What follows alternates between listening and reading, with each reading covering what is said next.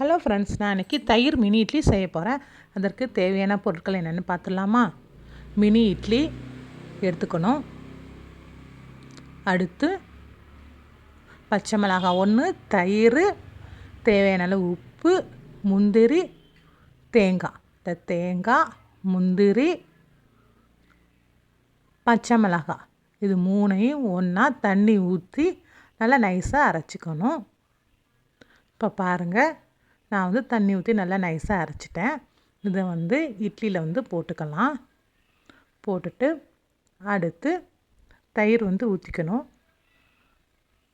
ஊற்றிட்டு நல்லா கலந்து விடணும். அடுத்து தேவையான அளவு உப்பு கொஞ்சம் போட்டுக்கணும். போட்டு நல்லா கலந்து விட்டுட்டு கடுகு கருவேப்பிலை தாளித்து கொட்டணும். இப்போ பாருங்கள், கருவேப்பிலை தாளித்து கொட்டுட்டேன். இது கொஞ்சம் நேரம் ஊறட்டும். ஊறினதுக்கப்புறம் எப்படி இருக்குன்னு பார்க்கலாம். இப்போ பாருங்கள், நல்லா ஊறிடுச்சு. நமக்கு சுவையான தயிர் மினி இட்லி ரெடி ஆயிடுச்சு. சேலம் குக்கிங் டைம் சேனலை like, share, comment and subscribe பண்ணுங்கள். Thank you friends.